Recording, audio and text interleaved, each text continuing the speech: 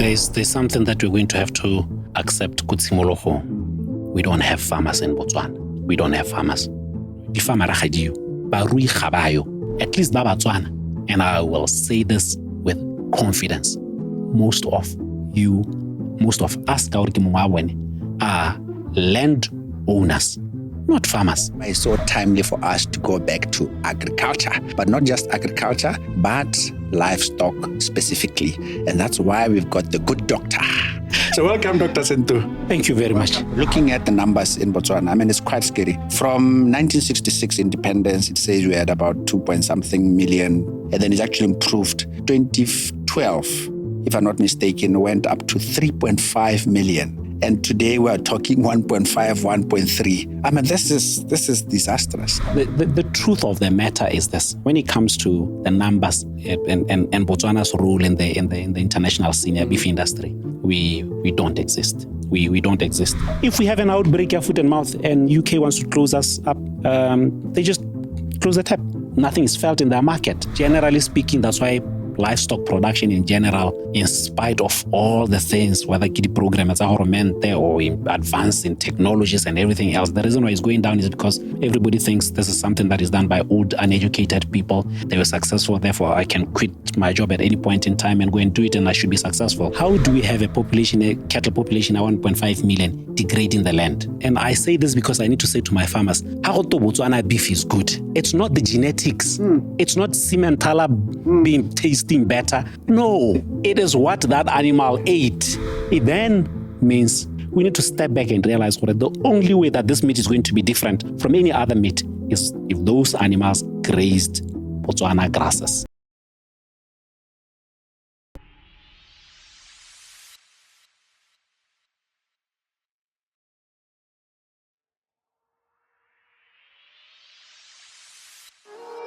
Welcome to the Growth Well podcast, where we tap into a well of knowledge, innovation, and leadership to fuel Africa's growth. Here, we explore thought-provoking insights and expert knowledge that empower individuals and businesses to thrive across the continent. Whether it's personal development or professional advancement, our conversations inspire action and impact. This is Growth Well, where ideas flow and growth begins. Let's dive in. Welcome to Growth Well, start of the new year and all the best and fantastic year from Growth Well. Yeah, Botswana botle, Ma-Africa botle, let's tsotlhe tse dintle. Now, as you can see, Dipula Diana, Matsorotsora, Dipula, it's raining. Now, I know this, or what happens to Botswana, they start getting excited because they are disappearing into the fields, into the cattle post. So that is why it's so timely for us to go back to agriculture. But not just agriculture, but livestock specifically. And that's why we've got the good doctor. Not even the good doctor, but we call him the mad doctor. Yes. So welcome, Dr. Sento. Thank you very much. Welcome to the house. Thank you very much. Today we're talking about how Botswana, and as I said, we can also broaden it to Africa level, how Africa livestock agriculture is still not delivering, or we can touch where it's delivering and what is the potential and how we should transform. So that's the big topic today. Fantastic. But before we start start, the discussion. You're looking forward? Yes, Awesome, absolutely. awesome. Yeah. So before we start, I would like you to, before we start on the career thing or, what you've done and all that, just who is the mad doctor? Who's Dr. Guest, Dr. Sento, in terms of family, whatever you want to cover? Yes. This young old man, Khasitswe Michael Sento, hails from a village called Hukunzi, Kalahari district, of Moselebe origin. Moselebe. Mm-hmm. Moselebe being the fifth son of Mongologa. So that area, we called Bangologa because our patriarch was Mongologa and he had 7 sons. The fifth one was Moselebe, so I'm a Moselebe by birth. Born and bred in Hukunzi, grew up there, only came to see Tar Road, I think in my late teenagehood. Really? Yes. Otherwise, just grew around the sand. Yeah, no. I've known you for so many years. You got some chieftainship bloodline somewhere. I don't think so. You don't think so? In fact, I know for a fact, if I have it, it will be like 1/18th. 1/18th, just a little piece. Just a little because piece. the way I know you, I wouldn't think you. No. You got the Degradation. I wish I had enough royal blood to get me to be sensible. No, welcome. And what about in terms of family, wife? What is your? Yes, married. I think coming to 28 years of marriage. Wow. Fortunately blessed with 2 kids, a daughter and a son. Daughter already working, son still at tertiary. And going good. And I know my friends like talking about your daughter, very, very, very, very, very educated and pretty young lady. Yes, I'm looking for a son. I'm definitely looking forward to the time when I'll be accepting lobola, a few farms. So Komo is nobody's taking her for free. Wonderful. Now, Doc, we've been. I liked starting on a light moment. And I think it's important that we declare to the viewers what we've been friends for a very long time and what to expect from the interview. Yes. Regarding the content plus also our long-term friendship. We were just discussing earlier what it goes back to 87. We were talking excess of 35 years. So, and what's important is that we've actually kept the friendship up to now from university days. We even went to the UK. You were in London. I used to visit in London. But importantly, we actually have a solid group of friends where we keep hanging together. Yes. And when we want a good laugh, absolutely, we know that we are there. So I'm mentioning this because statistics globally talk about how we have this epidemic of loneliness, especially men. Especially men. Why? So because they say if you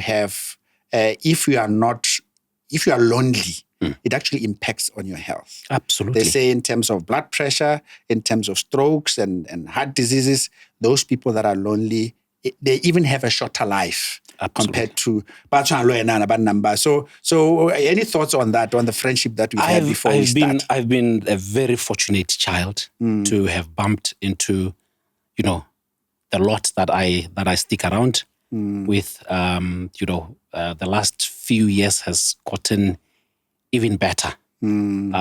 As we jumped the other side of 50 and we realized, hey guys, now we need to be talking. And we've cultivated a very good culture amongst, I think, the 7 of us. We've gotten official visas from our partners. When the boys want to go and meet, please allow them. We've got very supportive partners that allow for that to happen. And it has meant that when things are bad, because they can be bad, there's somebody that is going to crack a silly joke and put a smile where you really felt it was not, things were going really tough. So I'm very fortunate. We've grown that culture. It's something that I encourage. Whenever I'm called out to go and to talk to young men, I would celebrate about 50th and people and want words of wisdom. That is the first thing that I say. Men very easily retract from friends and get absorbed in the profession. It's our going up the ladders, raising families. And we forget ourselves.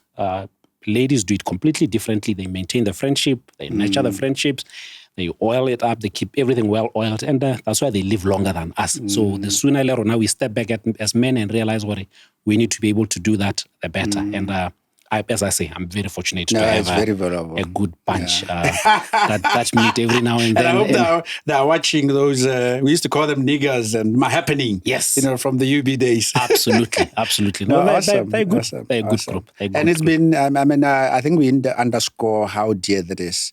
I know that in the past, you've actually called me when we had to discuss something very hearty or something that you wanted some deep advice. And similarly, so this is the value that we get from this relationship. You always need to have someone that you can count on or call when you got something deep happening in your life. Absolutely. Is that correct? I 100% spot on. I remember 1 or 2 occasions when you literally held me by the hand, sat me down. We're discussing some issues, the partnership in the business. Yes, that's correct. And way forward. And if you're struggling with this, and what would be your thoughts? And it's nice to have an opinion, a true friend, where you sit down and say, this advice is not given to impress me. This advice is given because this is how genuinely my friend feels. And I'm free to listen to him or not listen to him, but he's going to put it out there. It costs me nothing. So it's been good. I'm enjoying it. If there's anything that I'm not going to let go, it is that. And the peak of it is when we do these annual pilgrimages to the farms, isn't it? Yes. And then we just have, when our wives say they prepare stuff for us, then we just take... That's the peak of it. Your dear wife, we exploit you in the picture because you are always, most of the time, you are the host. Which we are very, very fortunate. And it's weekends that everybody in the group pens down and knows, this is the weekend for the boys.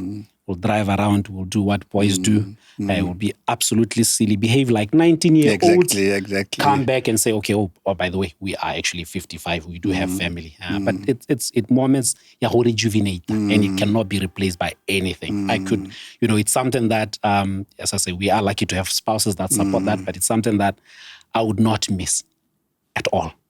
Before they start bringing handkerchiefs and tissues, maybe we should carry on. Absolutely. I get it. So, Doc, let's talk about now the professional side of you before we get into the agriculture. And as we said, the season is upon us. And part of it is for you to also talk to the farmers. There's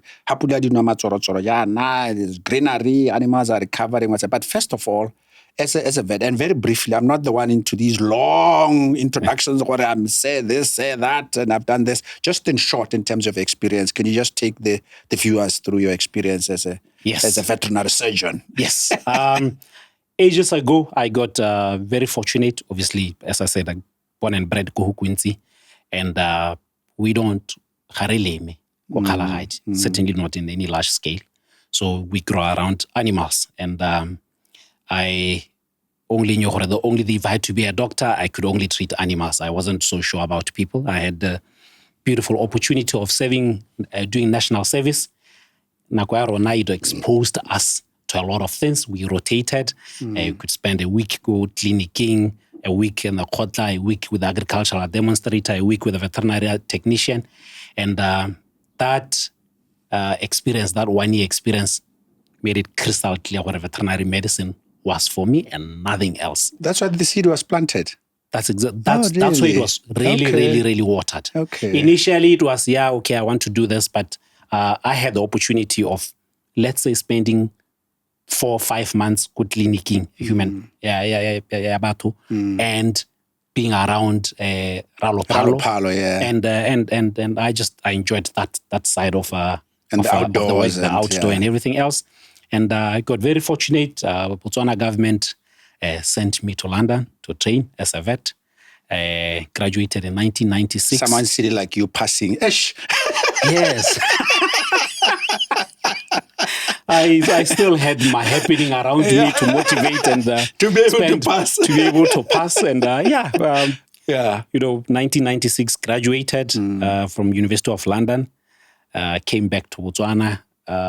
Decided not to join government. It's been traditionally, most of us joined the civil service. I opted out and joined Vet Agric Consultants and had the fortune of taking over as a director February 2006. It's still going good. I'm now at a stage where I think I'm seriously considering looking for options to exit. So if there are young vets that are out there that would like to join me at some stage to take over and run this, because it's actually a company that has gone through, we're 3 hands now. Okay. So we are the third owners. I've got a co-director, a business partner. And it's been you cover both livestock and also game, isn't it? I know that your other partner goes around doing the rhinos and that type of thing. Absolutely. Okay. Veterinary medicine is an amazing profession. I'm a very lucky child to have had the opportunity of studying this. In a nutshell, it's animal doctor. In Kohorona, animal doctor, animal means everything except a human being. Every little thing. Every little thing. As long as you is not a human being, we'll treat it. So it's an opportunity to go very wide with your interest. As you point out, my partner hardly ever touches anything that's domesticated. He loves wildlife work. He does it and he enjoys it. So there's that bit. There's more veterinary medicine. The aspects of public health. People just know us for training, for looking after. Is there where rabies comes in? Where, for instance, controls of these diseases like rabies that can be transmitted to human beings. So the technical word for it is zoonotic diseases. Zoonotic diseases. So it means they can come from animals to people. And the veterinary profession is charged with the responsibility of making sure that what is animal stays inside the animal and doesn't cross over to the other side. So as you point out, issues about rabies. But it's a huge group of diseases. So it's a rabies, but in actual fact, the reason why no exporting abattoirs will export without vets working there is because we will say salmonella, brucellosis, so this, if we say the meat is fit for human consumption, is because we have the knowledge to say that. If we say these eggs are fit for, or milk is fit for consumption, is because we have a bigger public health responsibility. I think. So that's what we do, and it's very exciting. Because I'm hoping that especially young people who are interested in the profession can really appreciate, because it's very broad. But interestingly, you've also been involved in the Veterinary Surgeon Association and the council. Just tell us more about where you've actually volunteered, because you're not just an entrepreneur for money, you also volunteer a lot. And also education. I've seen some of your videos where you actually educate farmers on proper animal husbandry practices and so forth. Absolutely. So invariably, for all professionals, you start inexperienced, you start gaining experience. And one way of sharing that experience with people is, volunteer where you can, get involved in other aspects outside your business, that way you can give back to society, as it were. So I've been involved with Veterinary Association at some stage, got involved more Veterinary Council, which is our regulatory body. So all vets, when you've qualified, like all professionals, like engineers registration, which touches on us. Absolutely. So where you register because we have to practice. The regulatory body is actually responsible for making sure that we don't cheat or take advantage of our clients who don't know any better. So I served more Veterinary Council at some stage. We grew over and above that, got to a stage here, Botswana Medicines Regulatory Authority, which is also charged with the responsibility of ensuring that medicines are safe and work in both animals and human beings. So I've served there, and currently also serving Botswana Vaccine Institute, where they do the vaccine for foot and mouth. So you're the right person here. You've seen it around. You've seen a bit of. You've been around the block a couple of times. I certainly have. It's been good fun. It's been very enjoyable. Tata hell. No, thanks a lot. Kana, there is this. I was listening to Professor Lumumba the other day. This philosopher who goes around, and he was talking about agriculture, and he was lamenting that we have so many PhDs, conferences where all these clever people like yourself meet and start talking about transforming this, transforming that. And you are saying, over these years, the impact is very little. So, but specifically before we delve deep into the challenges, as a veterinary doctor in Botswana specifically, what is the sort of the general population of vets? And do you think that with the strive for Botswana to improve livestock agriculture, have you guys made impact, or we wasted money on you? Or all you do is write papers and jabba and not really give us much? There's a bit of that. But, so I think more registering a veterinary council, you're certainly looking at around 100 vets. Around 100. Out of which, fortunately, the majority have been Botswana. Okay. The bulk of our veterinary surgeons in Botswana do state veterinary work. American government. But the majority of them. The majority of them. Okay. Private sector, actually, I remember in '96 when I joined, there was definitely not more than 5 more private thing. It's slowly grown. People like Dr. Nzinge who have been quite instrumental in the industry. Yeah. Absolutely. So that it's grown a bit. It's still predominantly it's still state veterinary work. Industry has also started absorbing. So I just give an example, Botswana Vaccine Institute where I serve. And Bomras. And Bomras, so it's we've definitely started spreading around. There's also academia. Remember how we've got Buang University. Okay. Yeah, so does it produce veterinary? No, it doesn't. Not necessarily. Okay. But it produces veterinary technicians. Oh, I got you. And veterinary technicians are trained by us here. So if I was to sit down and say impact the veterinarians in the industry in the country,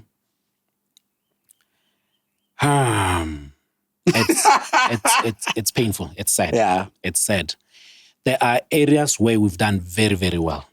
I will credit Department of Veterinary Services in general disease control. Yes. From a Botswana global perspective. Absolutely. FMD. And that the lung disease and so forth. Yeah. I think state veterinary service, I know what my farmers won't agree because whenever the vets must be attending to one sick animals, but on a bigger picture, for us to be able to export to Europe, people take it for granted. There's a lot of work that goes behind that. And veterinary surgeons are the main players in that space. As I say, no meat goes to Europe unless it's gone through the eyes of a vet. To put up and be able to control both foot and mouth and make sure that it is put in this area and not that area. If we have cattle lung disease and we don't want it, be able to eradicate it. I think state veterinary service has done very well. I could not take anything away from them. The only bit where I know we have fallen short terribly is in actual production. Okay. We've done very well in controlling diseases. I don't know whether it's because farmers don't know the other aspect they are on that training. Listen, these are the guys and ladies to go to when you have 100 animals and you need to get to 200. Right now, everybody thinks a doctor. So excellent point. You only call him when animals are sick. Excellent point. But no, in fact, I can look my Botswana clients in the eye and say, if you call me for a sick animal, you're not going to get help from me. I've long passed that stage. That's for younger guys that are still excited in treating an animal away recover. At 28 years experience, I've gone past that. I've done so many of it. It doesn't give me any extra joy. I don't feel like I'm growing if I successfully treat your animal and it gets up. Where I know I should be having an impact is where you're saying to me, when I involved this young man in my production system, I had 200 animals. I'm sitting solid at 500 now, and he's been part of that. That's where I think we failed badly as a profession. I didn't even know that too. I mean, I know bits of it from you. Obviously, you've consulted at our farm. We've done pregnancy tests. We've done all those things where you've assisted. But by and large, I don't know. I'm just not trying to find out where the perception comes from. You are there to help with, medical administration and medicines and calling you at night and that type of thing. This production thing, who skewed that? I think is okay. Remember, because we because we are doctors. Yes, now we're thinking of the human Everybody's doctors. going to think human doctor. That's correct, yeah. Even the human doctors, I'm pretty sure when they're at the stage where they're getting really drained by the whole thing of you only come when you are sick. That's why now they don't do into production. Exactly. They want to step Whatever up and production means in the human. Exactly. But they want I'm pretty sure your doctor is going to say, listen, check on me twice a year, even when you are feeling good. How do you maintain you feeling good? How do I maintain you? Exactly. Yeah, so you can impact on others. And absolutely. Yes, that's production. So, production. Yes. Production. Just say, okay, I did help you with a bull that was sick, but did you actually get anything out of this bull? What is happening in your establishment? And as I say, that's where we fall short. It's something that I've over the years tried as a private vet to really try and teach the farmer, that's our more useful part. Actually, More setup on I've done, that's why I did the video. That's why I've done farmers talks. I've been invited. I've farmers done associations. enough. The only bit is I think everybody sits and hears me, but they don't actually sit down and say, okay, hang on a minute. What did he just say? Are you saying to me, if I've got 200 and we want to do a roadmap to 400, you can be part of that? Yes. And if so, how? And because it's quite a broad discipline. Because if you want to move from 200 to 500, now this is where rangeland comes in as well. The other angles, the proper use of the land, climate issues come in. The broader, and you are saying you guys have an appreciation of those things to some extent. Obviously, there will be a rangeland specialist. Absolutely. But you would appreciate to... Absolutely. As long as you're going to be doing anything that involves animal production, you can't avoid a vet. If you do, you can out of choice.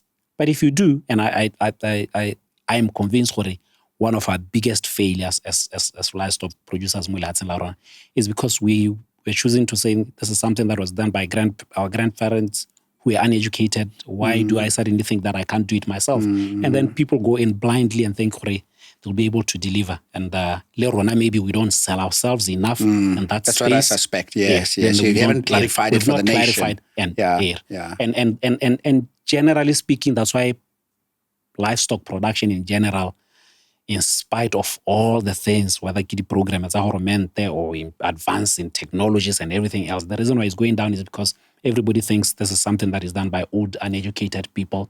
They were successful, therefore I can quit my job at any point in time and go and do it, and I should be successful. And most of us get rude awakening. And this is very important data or information for the policymakers and also your cadre, your fellow members of the profession, to know that as you said, and I want to just make sure that we are saying the right thing.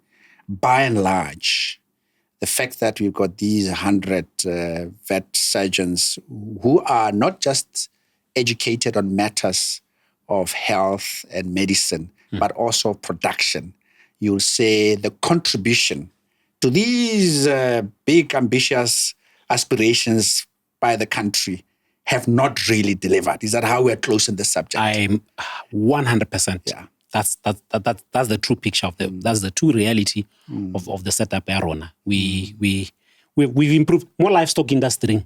There's one aspect for a successful beef industry. 2 points: the quality and the numbers. Okay, as a country, we've done very well the quality, and it pains me,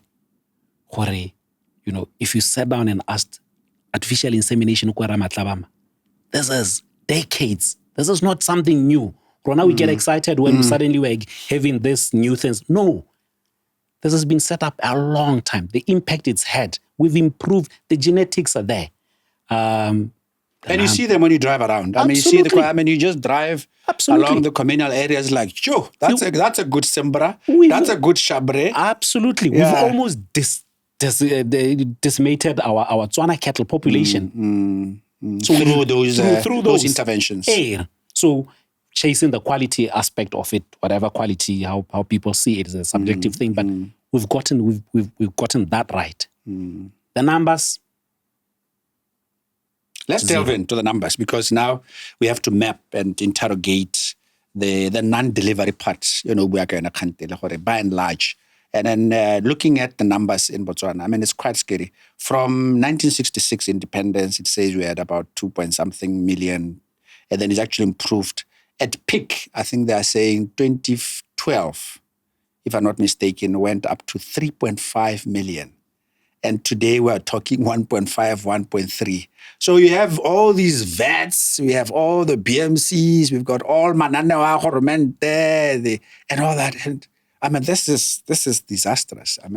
Who's sleeping on the job? We're just talking about cattle. Yes. But let's not forget that we've got also goats. I was quite surprised that the sheep numbers have actually about 240. When I was looking at the numbers, This is like a couple of large-scale farmers in Namibia and South Africa. Absolutely. And yet Small stock it's so low. It's very and goes small. 1.5 million, and it's also been going down. Yeah. So what's going on? As I say, the industry is determined by two things: quality and the numbers. You were just quoting the time when we had 3.5 million or over 3 million cattle. Exactly on that year or the following year, go and look at the turnover of Botswana Meat Commission. It was the only time they did 1 billion pula in that year. The only time. They've never repeated it. The only time the turnover at BMC was over 1 billion was when the cattle population was over 3 million. Because in industry, there's something called off-take. So it means Mr. K has, 4,000 animals. He has 2,000 animals. He can only sell 10 to 15% of the herd in a year. That's it. If you really push him, if he's trying to move things in the right direction, if his production is optimum, he'll get to 20%. When the calving rate is now in your 80s, 90s exactly. type thing, yeah. Then he'll move to 20%. So if you then look at the bigger picture and say, at 3 million cattle, off-take, which is the number of animals that will be sold to market, 10%. So that would be 300,000. Now we're at 1.2 million, 1.5 million, 10% of that, 150,000. Wow. It doesn't matter what BMC does, Kadi price. It doesn't matter who does what. Yeah. There are no cattle to sell. It's simple. So we really need to go back and say, why are we not having the numbers that we should be having? If I digress just a little bit to make my point, I had the lack of knowing one very famous agric economist, a Botswana agric economist, who told me when Botswana Meat Commission of Francistown was being set up and they were looking at all the numbers, the business case was very clear. You can only have the second abattoir if your cattle population is over 3 million. That was the baseline. It was clear. It was never... And in our typical Tswana approach, we will produce. Just build it. We're going to produce. And then it mattered, especially because it was north of Debate that was saying this. Yes. We want our own. We'll produce. We can't keep bringing cattle 1,900. Yeah. Guess what?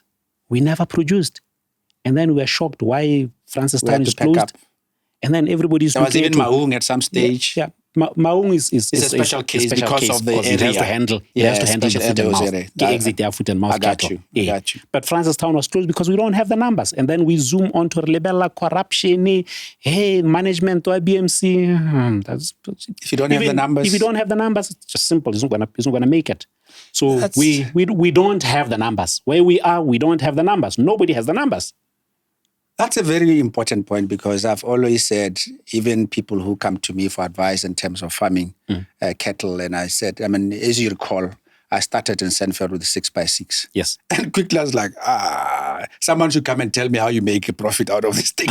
Especially because the offtake is so small. Yeah. And then the cost, because it's isolated, telco, roads. It's just like, that's why quickly I went to see Degradation, like it's about one. Yeah. Come on, 6x6. Yeah. Then I aggressively looked for a farm. And that's how ultimately I managed to get something, Kokobanyan. Also, I compared our numbers to global numbers, African numbers, South African numbers, South Sudan. It's like in the 20 million something. I was like, we talk like as if we have millions and millions. The quarter the way, you think these guys must have 10 million. And then you're right. Now you can blame everything. And I like what you said. Why are we looking at the fact that one of it is why would we place a vet to manage BMC? In the past, it was obvious. Just a bit of a jive on the side. I hear you. But anyhow, and I always got back for BMC has never met its quota. We never made our quota. Yako EU, which obviously has got these stringent type of restrictions in Botswana in terms of movement, in terms of what we have to put money on as a result. So in the end, you'll agree that it's about numbers. That's what it's a cattle population that will, even with a small stock, we will export to, Middle East. That's like, we don't have goats. I mean, you're going to have serious numbers of goods to be able to economically take them to the ocean, to the ports. Am I right? That doesn't make sense. Mr. K, you know, a few years back, we had our former president, we have a market to a Middle East and those kind of things for small stock. Yes, I heard that, yeah. Yeah.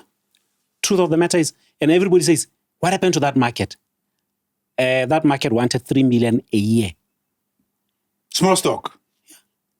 Otherwise, more and we cannot even do 500,000 a year, 500,000. We can't. Yeah. So everybody's like, just local supply. Exactly. Yeah. So things fall apart. The truth of the matter is this: when it comes to the numbers, and Botswana's role in the international senior beef industry, we don't exist. Yeah. We don't exist.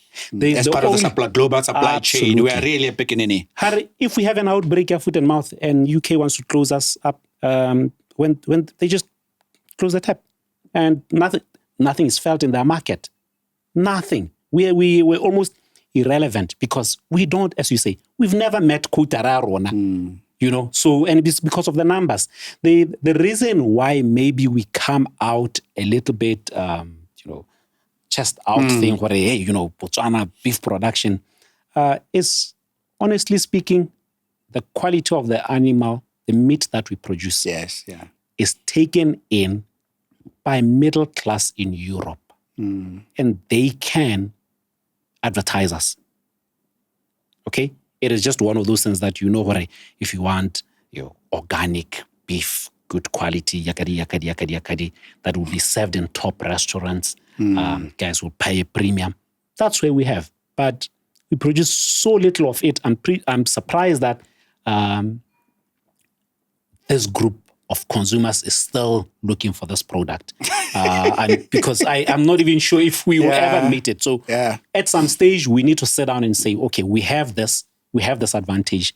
How do we actually now get the return on it? And the only way we'll get returns on it is numbers. Then we can sit there. Then when UK wants to close us, they will sit and say, we are receiving X tons of meat from these guys. If we close, what does that mean to them? We're going to have serious supply chain issues. They willy-nilly. They allow us, as I say, because middle class, which are the guys that are in the big offices and making decisions, they're like, hey, man, we enjoy that meat, don't close it up. But honestly, like Botswana is a good guy. It's for us, it's not for them. So some way, Mr. K, we're going to have to wake up as a country and get our numbers to 3 million. That's really the bottom line. More farming is the same. I look at poultry industry. I'm a vet. Anything that's not a human being. Poultry industry. If you want to go into poultry, the only way you'll make money is if you keep 5,000 beds plus. Minimum. Edi broiler. So rona mo Batswaneng ga to dira 300. People think when you're doing 500 there and when you reach 1,000, you are a big farmer. You are so irrelevant in the industry. The only way you're going to do it, you ask 10 families to buy chickens from you per month, and they take 10. That's not a market. You need to be able to throw in 10, 20,000 beds per cycle. Then somebody will listen to you. Somebody will listen to you. Before then, you're irrelevant. And then we'll start passing jibes. Hey, the supermarkets don't want to take from me. We are crying for this. And you're like, Chopisi wants 20,000 beds. They're not interested in it. And they're running a business. They cannot have a situation where they don't have chickens. But it's 2, 3, 4. No. So it's numbers. It doesn't matter what you do. It's numbers. Pork, we barely produce any. We barely produce any. And guys will start up and then they will start having, 10 sows, 15, 20. And I'm like, dude, you really want to make an impact, you need to be at 300 to 400 breeding stock. Then you're like, okay, produce a 10 per time. Yes, then you're multiplying. Then when you deliver, you're delivering. You can't then be the supermarkets can. You can even look at export at some stage because we're trying to, obviously, as a country, we're trying to look at the export market. It's embarrassing how, as a vet, I can only sell 30 sheep in a year, and you're still thinking. And then you want to move around and start screaming at the market for this and that and that. 30 a year, dude, you're irrelevant. You're really irrelevant. We want people that are producing seriously. Then when you negotiate and you ask for this and you ask for that, you should be able to get it. Just two questions before I lose them. First, you touched on poultry. Is it true that we are now self-sufficient in poultry? I'm saying this because at Africa level, there's still poultry that's been imported from your Brazils and all that. I mean, they've called it dumping in South Africa and all that. But in Botswana, from your knowledge, do we have enough to supply? We have long been. Okay. Because, let's flip the other side, maybe not so much because of the good production, but also Botswana are not big bird eaters. We eat red meat. So it is very easy to satisfy our market. You just have a few branches that are open to Kentucky and that's it. Yes. And we're not exporting. We are not exporting. No. That's the... So because I know other Africans, they love their chicken. I mean, the Nigerians love their chicken. We should be chicken. there. We should be there. The only catch quite easily. Okay, in terms of shelf life. Shelf life. Okay, so it's got to be frozen or whatever. Yeah. Okay. But again, that's a space that's not taken. Another point, which is quite key. You touched on it a little bit. The quality of the Botswana beef. As Steve Harvey has talked about. Thanks, Steve, for promoting our beef down there in the US of A. Yes. But I've always said, Steve and others, and I've had visitors here who are like, Botswana beef and everything. And I always say, and it touches on, we'll talk about it later, about innovation and R&D. Do we really know what this flavor or taste is? Have we researched it? Have we captured it? I've had different philosophies as to why it's like that. First, obviously, in terms of what happens in the room and in terms of the processing, your roughage content. That's why the communal ones, which take a lot of roughage, are better tasting. Also, the quality of our grazing, the specific species of grass. Well, just like, I was going to use a human being, but it's a terrible example.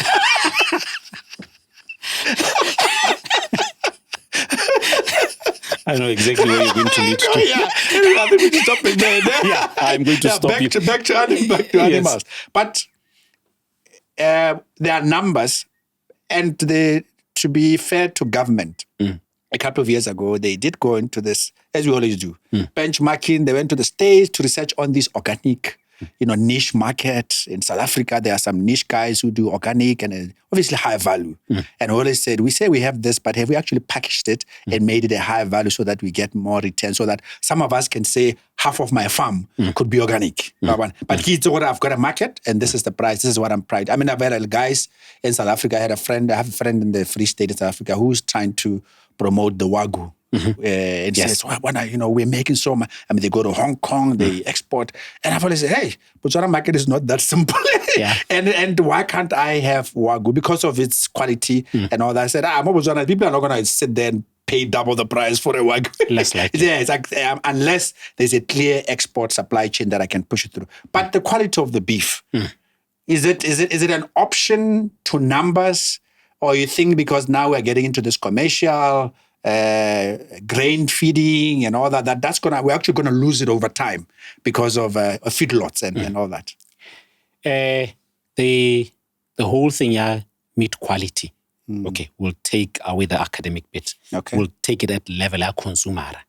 Get tasty, get presence of fat, amount of fat, or lean if you prepare lean meat. That is what the quality is going to be at that level. Tasty plays a bigger role. Taste of meat is very dependent on what the animal grazed or ate. I wasn't too far. No, not at all. Not at all. It's really it. And I say this because I need to say to my farmers, how Botswana beef is good. It's not the genetics. It's not Simmentala being tasting better, Brahmani tasting better, Charolais tasting this. No. It is what that animal ate. Yeah. Okay? The lifestyle, the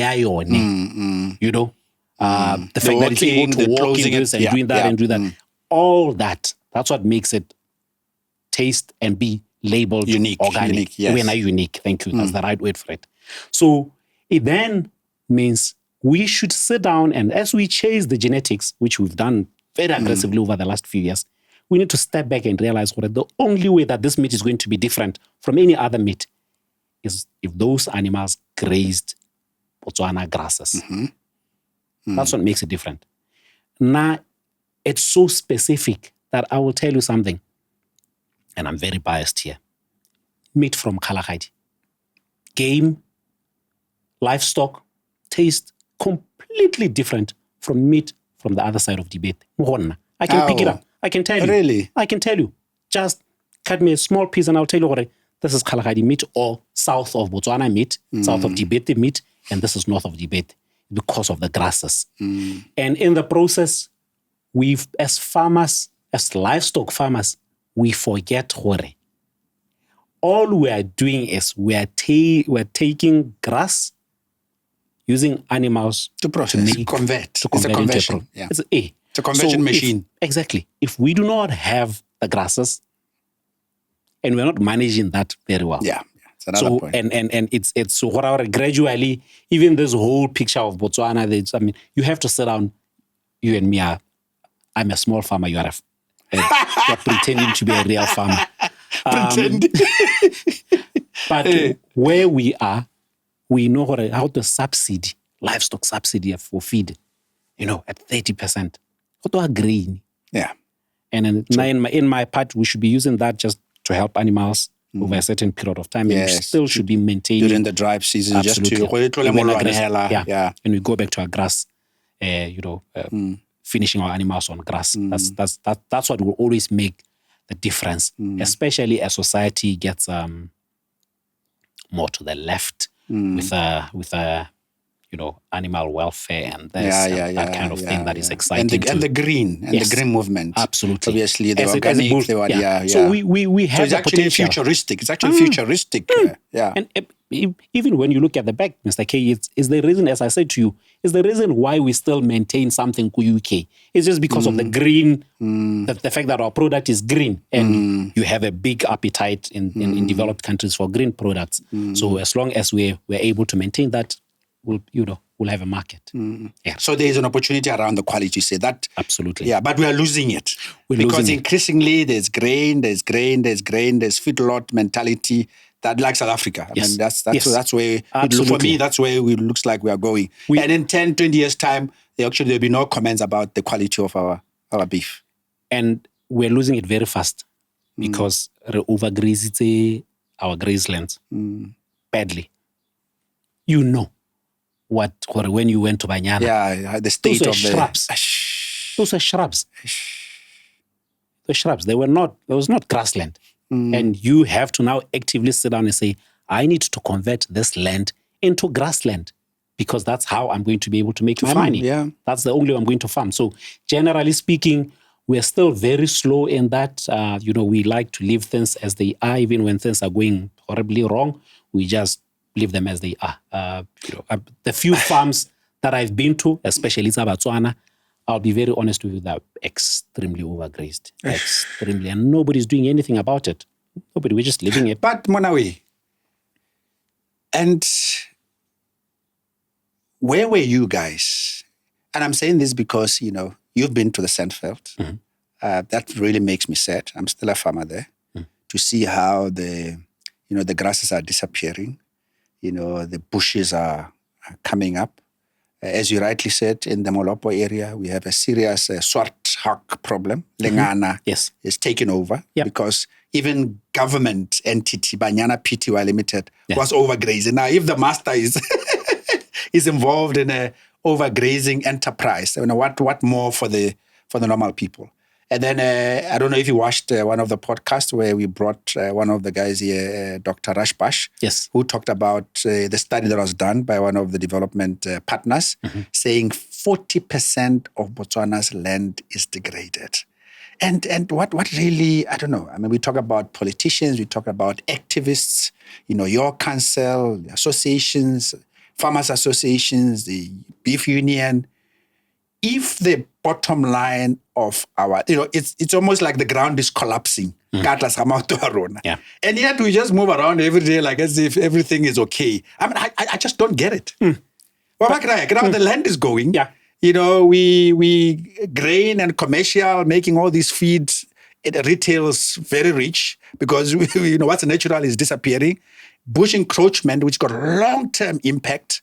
We're going to be making chemicals now. The big farmers are the ones that are able to poison and get, because some of us can't afford it. So, I mean, what can be done? Do we just sit back? I mean, what's... Okay. And now, you see, I always like to turn around and say, instead of pointing at you, I have to remember the other finger. The other finger. It's very easy to sit down and jump in and say, no, Ghana had the climate change and this is what is changing and da. Okay. Why are we degrading the land when we don't have the numbers? Okay. We need to go back and say, how do we have a cattle population of 1.5 million degrading the land? Ke management. Ke rona. Okay. Here is a fact. My grandfather, who never went to school, farmed livestock. He knew if there's no grass here, I'm moving my animals. I'm moving them to another area. That allows this area to recover. When he's there, he'll move 20 kilometers, go and set up shop there. When the grass is recovered, he comes back. What do we have now? We have me sitting in Gaborone, having cattle in Hukunzi, the same place. Now I've decided, this spot I like, I've developed, I've put in the solar light, so I'm not moving. I'm not moving. I could not care less. I've got Badisa who are not going to move these animals. So land will degrade. It's just it's management. We're not managing it. We don't care. Before we start talking, let's debush. We're just running it down. Guys with farms, not any different. Oh, yeah. They're probably worse. Your farms do 6 kilometer by 6 kilometer. Yeah. Nobody sits and says, camp number 15 is bad, Klaban. Let's just give it a bit of a rest. Nobody actively does that. It's just open, close gate, water, da-da-da-da-da-da. Owner pops in twice in a year, sells what he needs to sell, enjoys what he needs to enjoy, and that's it. Nobody's actively managing anything. We want God to manage these things for us. And unfortunately, it doesn't work like that. And what's amazing is actually it recovers. I mean, I admittedly, during the early days when we wanted to move from Sonowe, from the Sandveld. Yes. Because then I started increasing the numbers with the view that I'm going to find another farm. Yes. So unfortunately, time caught up with me where he had slightly more. I remember this. But what happened was, what's interesting is that after we relocated animals to Banyana, and now we needed to recuperate the farm there. And I remember telling the guys, because we've got a couple of paddocks, and some of the ones that were really damaged, I said, let's lock it up and throw the 5 years. Yeah. You wouldn't believe the recovery. I mean, the palatable grasses. I mean, you can explain to the viewers of palatable, but the grasses that were originally there, indigenous, started coming back. And what I see, I mean, the destruction of the palatables around, it's amazing. Similarly at Banyana, the strategy we've adopted is that we are now at about paddock number 30. And our target, I know you guys have been shocked, our target is 52 paddocks. Yes. And it's heavy on capex, but it works. It works like a bomb. We are managing the resource. You are managing to make sure that it's the grass. Resource. Exactly. It's the grass. Yeah. So close the paddocks, look the other way, study it. Every time I go to the farm, we always say, Arego bona pulo. Yes. I was there a couple of days and I said, Tapua, the manager, and Neville, let's go there. And we go and check. Actually, we decided because the guys, sometimes they take shortcuts. So they were saying, because I always go around to check where they're grazing. So they were saying, I don't know, what's happening? It's looking good. It's good. So I said, let's go. You wouldn't believe it. That paddock was in a bad state because it's one that Banyana had really seriously overgrazed. So it's taking a very long time for it to recover. Yeah. So what happens, even if you have rains like this, the grass, when it bends, becomes black, and it's got patches. I said, guys, why are you torturing the animals? So I actually changed and used another paddock because I said, no, leave this one, let the rain still come, and let's give it another 2 years for it. So like I said, you have to be actively manage this. Yeah. Again, because again, you see, sometimes fact is 80% of our cattle population is in the communal grazing areas. Correct. And how many of us are American? Get to Moraka, leave your 4x4 big Land Cruiser. There are no roads. Jump onto a horseback, donkey. Just do 5 kilometer radius around how Moraka whole thing, and have an idea and realize there's serious issues. Because we impact the camel, so you're sitting and thinking, Bana, the Komotsa are not grazing well, you're not looking after them. There's no grazing in the 5 kilometer radius from you. Yeah. And you need to be aware. It affects the productivity. We're not actively as the owners of the animals and therefore the managers of the resource. We're not managing that. And it doesn't matter how much money is pumped into the subsidy and production and making sure that vets are around and medicines. Kobohelo is going to be about the feed.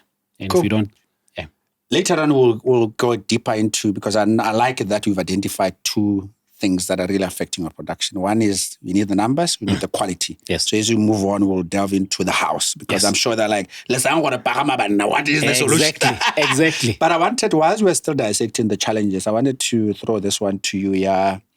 Wow, the culture, the African and the connection to the animals, the connection to the earth. Where do you think there's also a cultural connotation to not transforming? As an example, people always say, why should you know your cattle, by name, like we used to. I mean, I remember when I was a young boy, Kobarulon farms, in the 70s, I remember one cow specifically. I don't know why we call it tapadiat. Yes. But after the guys have milked it, the older guys will milk it. After they disappear, Yes. So we'll go there because when they have my but is there also, because people have commented about, people are still obsessed with the traditions of farming, which had remained largely subsistence and not brought in commercial aspects, because we're doing the same thing, and that has kept us sort of komora. Do you think that's a factor? Tata, unfortunately, with livestock, and it's going to amaze viewers coming from a science professional. There is merit in Setswana Sesering, your animals will increase in numbers when they know you. That's bizarre. As I say, it sounds ridiculous. I'm pretty sure everybody that is a scientist is going to say Mutago is misrepresenting us. But it unfortunately, because it means o connecta. Let's own. There's like they are not things. Yes. They are not things. So you will be able to make certain decisions when it is required. Because I know, a black or white, straight ruler. This is what I'm going to do, because there has to be connection, and I think we've lost that quite significantly. We're going to have a rude awakening at some stage, because our market, our consumers are saying to us, animal welfare. Animal welfare simply means you need to care for this animal. Yes, it's a production animal, but you need to care for it. And how do you care for an animal when you don't connect with it? So it's something that I think we've lost quite significantly, and it will have an impact more production system in Sarona. By not connecting, by not doing our traditional things, we've also just jumped straight into the new things. It's like, a lot of the things Setswana were very relevant. It's painful how you have to go back and say, your lambs and kids that are born in the winter need Sirubi, not Pasteurella injection. Your favorite? It's cold. It's cold. Why are you sitting down? You get Ridule. How many of us have Masaka Matlaku? I know those that are in the greenery want. Now it's fences. Now it's everything. It's well spanned, and you are exposing animals. Extreme cold. Extreme cold. So we've thrown away these things that were very, very relevant. And because we think exactly, and we brag about it. But there were things traditionally where you step back where it made sense. It made absolute sense. When you connect with your animals, you'll actually, even if you don't know your records that well, animals that are producing very well, and you'll have a connection to them. When you're selling the genetic setting, you're like, Mana drops a calf every year. I've been fortunate to have clients that are commercial and serious commercial farms. where I remember doing fertility work, bull fertility work in one of the well-known farmer in Botswana. And I said to him, Mr. So-and-so, this bull is old and it's no longer productive. So this one... yes, the semen and the quality of the semen. And analyzing, and I said to him, no, I'm really sorry, but the old man needs to be retired. He's worked very hard for me. He's just going to enjoy his retirement. I'll give him my few females to be happy, but he's not going anywhere. That is the connection. The connection is, and you cannot have that if you're not intimate with your animals. So I always So it's not being uncommercial. No, it's actually a critical part. It is. I always laugh and although also admire how we'll go to your farm and you pretend to be an old man and you take your walking stick towards an animal massacring and sit there and look at these animals like you're completely lost. Yes. This is what it's about. Yeah. My wife always loves like, why are you spending 2 hours in the crawl? Make connections. It's a different Make connections with my animals. Make connections with my animals. They need to know the smell of the owner for them to be productive. But it's real.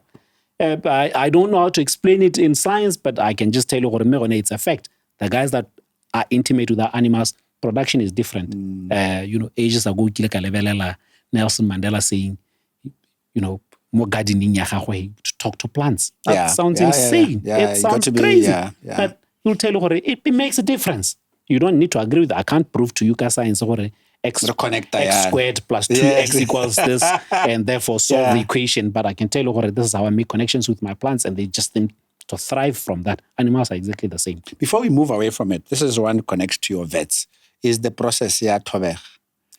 Can you explain it? Does it work? I mean, I've had so many philosophies, because there are still Botswana, they still practice it. I know my dad will go, I've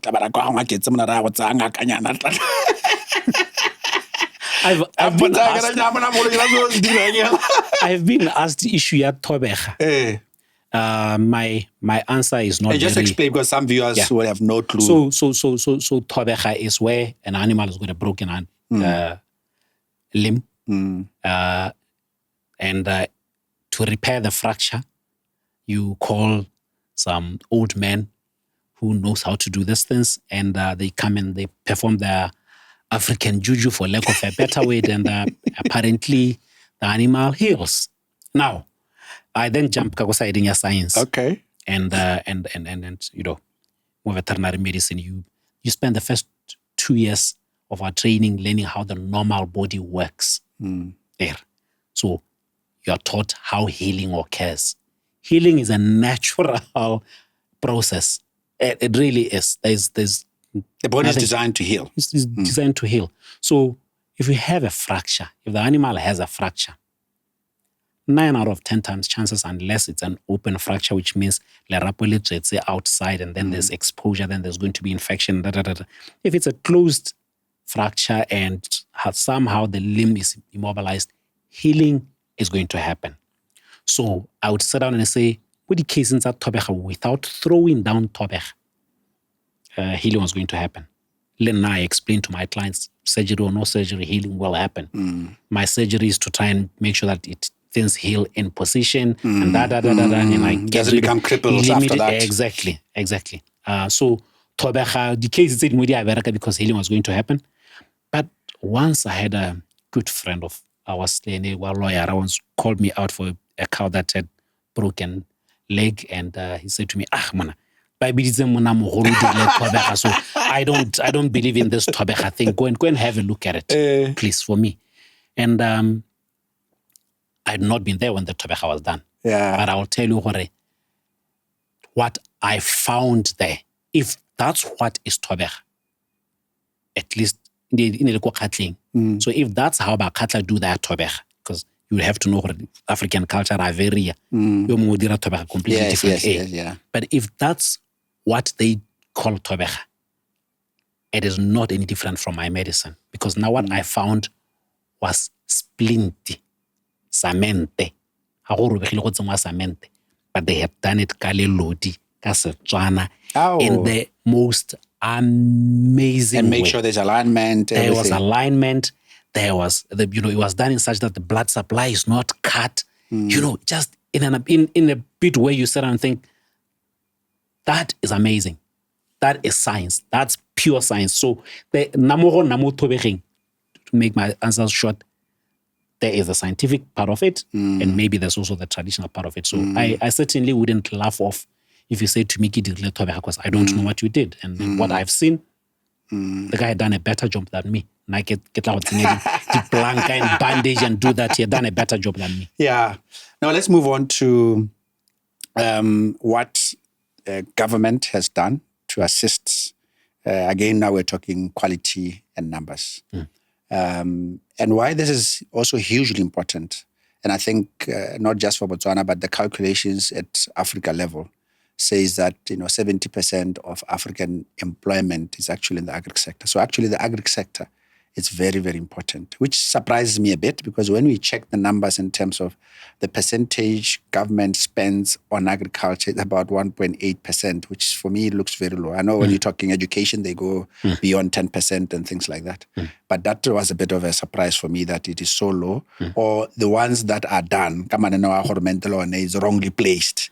So the idea is with the technical support that has been done, what do you believe have they been effective? To work more limity, AI programs, going to South America to get some bulls and then get some animals from Australia. That all those government initiatives, why are they failing to jumpstart us? And now we come into the solutions.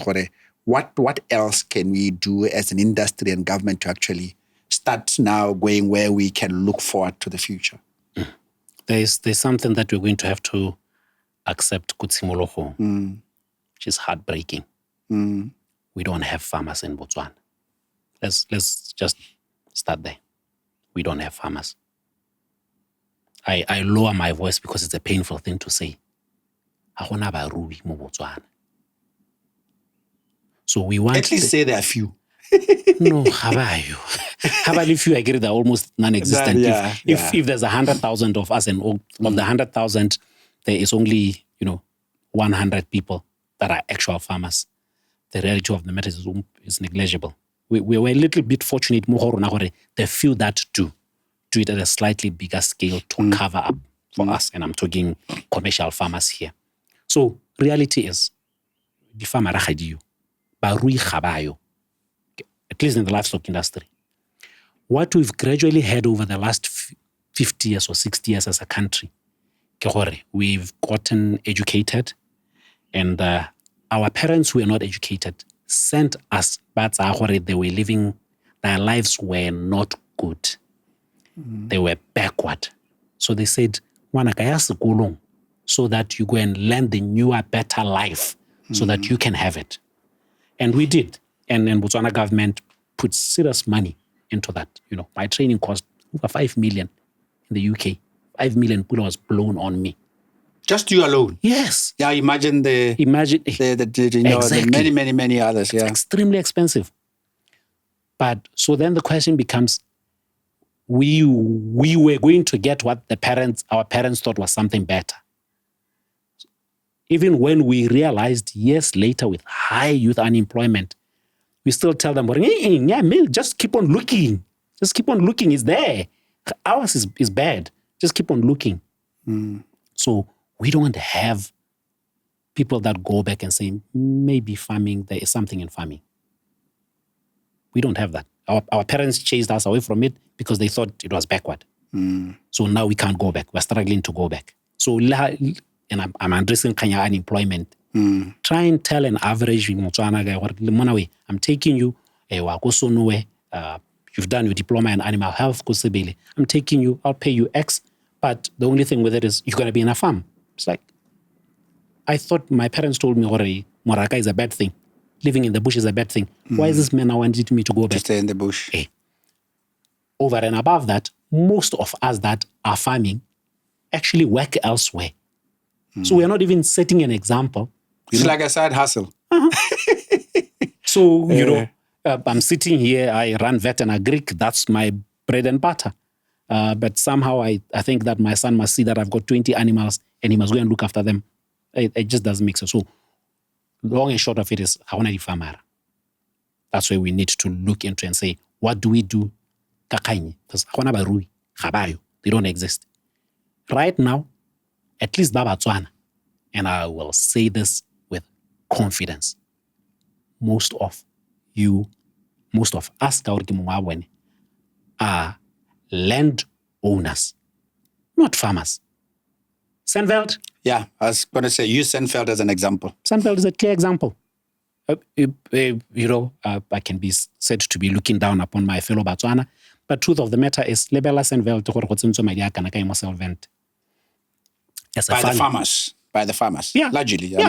Largely, yes, absolutely, by the farmers. The fences and the boreholes. And then step back and said, Mr. K, when you've invested 5 million into the farm, can you look Mikey in the eye and say, this is the return we got? And the last 15 years, chances are not. No. Hey, because how murui? Most of us invest in this thing because it's an asset. That's why you say we are land owners. We are land owners. People are more concerned about value of the farm is 4 million, is 5 million, and it's all about the valuations of those. Yeah. And assets. Even in communal areas, it's about, I have a borehole. It's doing this yield.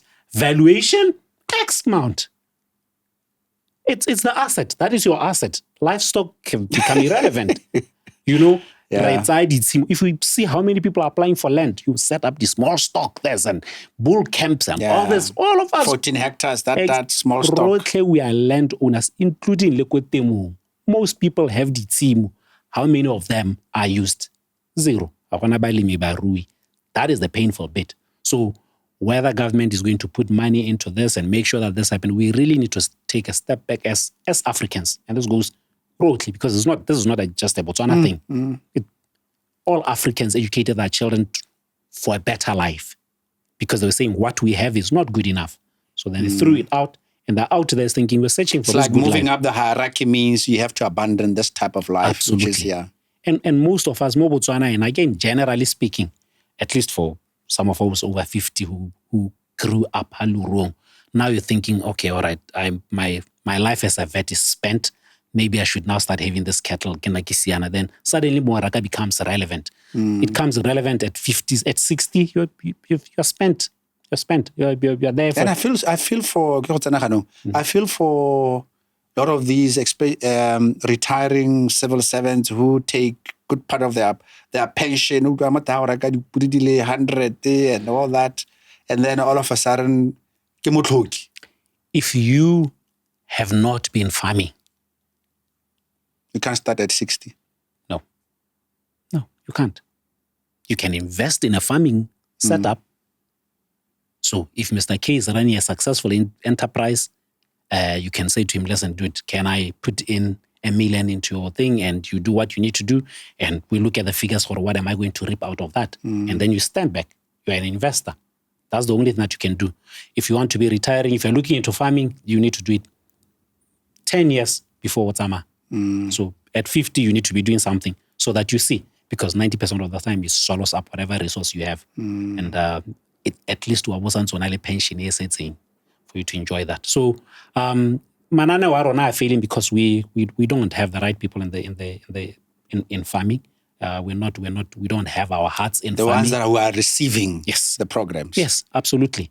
So contrast us with our white farmers in Botswana. These are guys that grow up in the fun and never go anywhere because that is their life.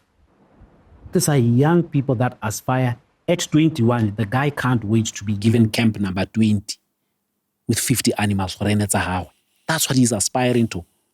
Rona, we don't have that, completely not. So we are not even going to have a successful takeover, whatever. I have a few animals. I'm looking at my son. And I'm realizing, this young man is looking at me thinking, so Dad, this whole thing of driving 500 kilometers to go and see 2 goats, not my thing. Really not my thing. It doesn't add value to my life. So the program, it's a off-taker thing. We exploit them. But let me challenge you on that point of nationalized whites versus our other African brothers and sisters. because people always have that. I mean, when I first applied for CEDA for a 6x6, I mean, the guys were asking me, I should go reside at a 6x6. I'm like, first, it's not profitable for the start. There's no way I'm going to. So I'll need to augment the running of the operations of the farm with the income I get in Gaborone. And after I went up and got additional space, Kobanyana, with additional space, which now takes us to about 13,000 hectares. And I have a neighbor who's got 70,000 hectares. He's got 70,000 hectares. My guys went there the other day when they were winning 600. Yes. Now, why I want to challenge you is because when you have a farm that's 70,000 hectares and you are keeping 10,000 animals, for argument's sake, you can produce, have income, sustain. But I find, and then also the generation in which you are coming in. I'm a first generation farmer because my grandfather was a farmer, my father was not a farmer. Yes. So I had to start from scratch again. Yes. That's why I decided, I was 40 years old when I decided, hey, this thing that's very tough, I'm going to start at 40. Now I'm ready because I needed to be ready to, yes. And even with 13,000 hectares, and that I have to now put infrastructure, I can see that to actually get clear profits and income is still going to take a long time. And this is where the generational farming, it is my sons or whoever is going to inherit that's actually going to benefit because they don't have to invest in paroquet, they don't have to invest in water infrastructure, all those things that you need as a base. So would I say that maybe you have been a bit unfair in saying that, you can't have a farmer to go and stay Kosenfelder in the 6x6 and expect him to be able to have chicken and rice on Sunday. Then you're not a farmer. Admit it. You're not a farmer. You have invested in farming. That's what most of us have done. My point is, I don't expect, if I applied for CEDA and they said to me, go and live, I'll probably say no. Yeah. But then I need to be able to comment and say to them, because I'm not a farmer. I want to invest in farming. I'm not a farmer myself. I'm a vet. I'm an engineer. I'm a lawyer. Respect that. But Ronaya, the problem with us is we sit down and we say we are the farmers. The farmer is the guy that lives there with the animals and knows their production left, right, and center. I get you. We own farming establishment. I don't see myself as a farmer. I see myself as a vet, and I keep livestock. So what's the solution then? How do we get this momentum of critical mass of real farmers? If we are serious about... The other thing is that because of and this is a very speculative question, this country gets hit by droughts. I've gone through it. It's very rough. Yes. The country's been degraded in terms of land. Rainfall is dropping every year according to studies. So we are increasingly becoming a very unfriendly country in terms of farming. Should we really be trying to... one economist, I think Keith specifically, I think it was Keith here, who said, why can't we can put in place... Why do we need food security if we can get cheaper agric products somewhere else instead of trying to invest in something that's extremely expensive and maybe you don't even have proper farmers? I think to your example, Pandamatenga is a very good example where people are saying, why don't we have indigenous Botswana farmers there? Those are huge farmers. A lot of those farmers came from South Africa and came from Zimbabwe, formerly Rhodesia. And those guys are farming. They farm. Maybe that's a classical example for you there, yeah. And now if we need to correct this, okay, as much as I said numbers matter, for our young people, you've got to be able to look at Tsepolibo Monao and said, I'm making money. That's what they want to hear. Not I'm farming. I am making money. The minute you're able to convince them that you're making money, there's no reason why they should not consider it. So, Rona, we have a problem as a people, as the livestock owners. Farming ya rona, ka gore kana ke hobby, kana ga serious, there are other things that we do. We don't make money from it. So it then means we have to go back and say, I need to run this thing profitably. It must generate an income. Then my other son can take over, knowing what I sustainable. I've got a good friend and client, mo Gaborone, who the poultry industry, he schooled bana ba gagwe in Australia privately. Ka dikoko. And he got to a stage where he was saying to them, and they graduated, they worked to Australia, and he said to them, how much are you earning? And I don't know, Dad, this is how much I'm earning in Australian dollars. And he says, I'll pay you twice what you're earning. Just come back home.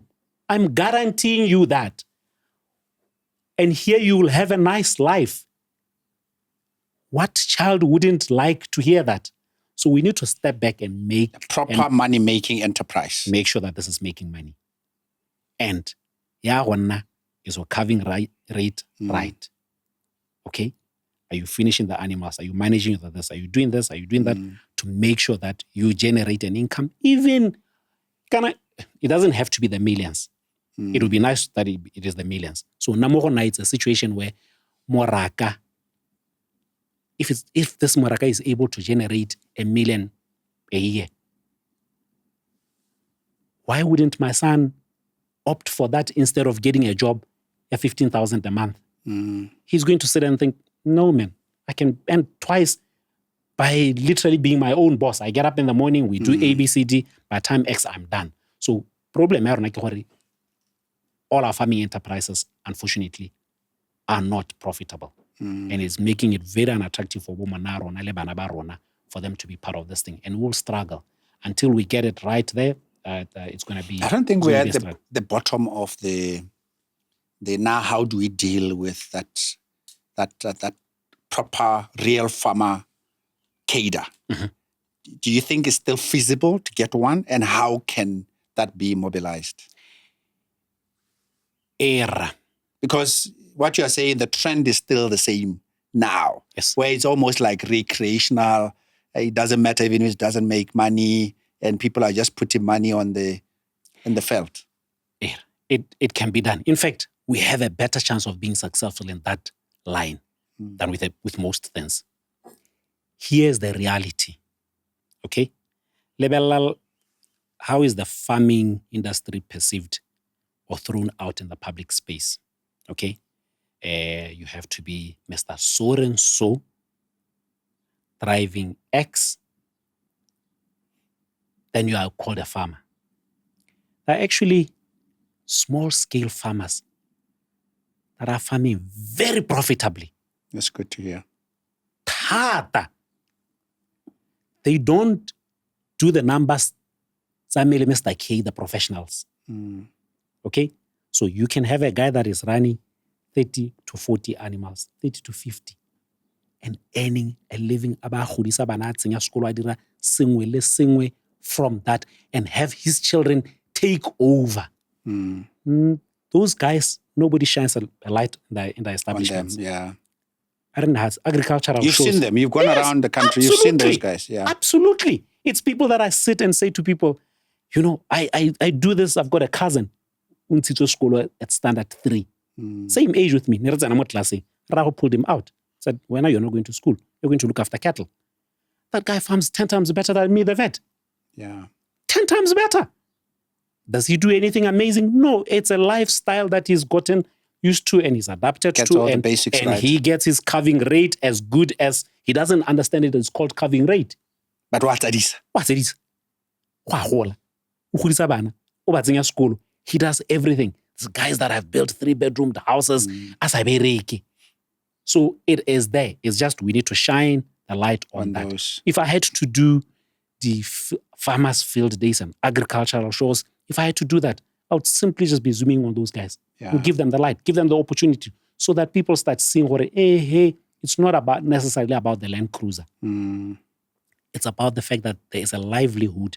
And from this. And a very expensive bull. Exactly. Exotic bull. It's not about that. This is a guy that runs a success. So, Namorona, it's there. It's less likely to happen from the middle class. It's very less likely to be coming from that. The guys that are currently owning the land, it's very less likely that we'll have successful generation of breed farmers out of that. It's very, very less likely. Unless we change drastically. But potentially. And if we step back, what is a Modisa? the guy that comes from a poor family, criteria ya Modisa, mo Botswana, the guys that look after cattle, after this investment, they must come from a poor family. Still I'm thinking, they've never had animals. How are they going to look after your animals? They've never had them. 2, they must have failed from 3. I get it. They must never have left a village. That is a criteria ya Modisa. And until we go back and say, no, Modisa wami, it's compulsory that Obo Pasite X. Because how do you put my baits information? Retrieve it, or update this, if you're illiterate, yeah. How do you keep the mass? How do you keep the records? How do you keep my records? How do I know? How do I say to you, this is calf feed, this is crib, this is that. Now I have to start, I can't even write. So can't the lower color code, it's doable, but basically what I'm trying to say is we've made it such a backward thing to be in farming. Yet, but you're talking about not the farmer, so to speak, farmer, but the ecosystem. The ecosystem meaning that, I've always complained about why we are not, as a country, developing those basic, practical, artisanian skills. Someone who knows, like you say, PD, NMRU, this is how I deal with ticks, this is what I deal with, knowing all the basic medicines and all that. That skill is nowhere in Botswana. I can't see it. Gone. Some time back, I knew one relative of mine who was an amazing Modisa. And I sat him down, why don't you do a company? And you just sell this skill. And because I'm thinking, getting about to school. Modisa, do you need to go to school? It's like, yes, you did not wake up just knowing it. Somebody taught you. So we're at the stage where we don't have that. We've not developed it. It is very difficult. And somehow we think we'll go forward as Africa producing food for the world when we shun the very thing that is food production. It's going to be a serious problem. So the mindset change is serious when it comes to that. At some stage, we're very fortunate now, we're aging where the vice chancellor, the classmate, the president, the classmate, we're at the stage where we can look at each other's eyes and say, guys, I said to the current vice chancellor, Moran, do you know what Badisa is scarce skill? It is. It's a scarce skill. What are you doing to address that? You're busy producing degree holders that will be unemployed. I need a Modisa. I'm having Who knows to the game? Who knows the game? Why don't you just go back to the level of saying, listen, we identified 2 or 3, 4, 10, 15 good Badisas that are still around. Your nevers are still around. Why don't we build onto that and make sure that we run this thing successfully and we train new crops of Badisa out of these very kids? Whenever by feeding, at least get them in a qualification, because Africans have been told, house and a certificate, you are nothing. So maybe we need to now formalize this thing and make sure it's something saying it's out there, it can be run. And Modisa can look me in the eye and say, hey, I've got a qualification. Don't mess with me. I'm valuable. Maybe we need to start looking in more level into it for us to grow the livestock industry. Otherwise, I think. Yeah. Sure. Yeah. This is a big one, especially the whole idea of it's actually got cultural connotations. Yeah, it's got a bad history, a cultural thing. The quality of our people that look after cattle, they've got to be of a lower class, even marginalized groups. In certain areas, it's got to be certain. Even when you are not a true bushman, the minute you suddenly be able to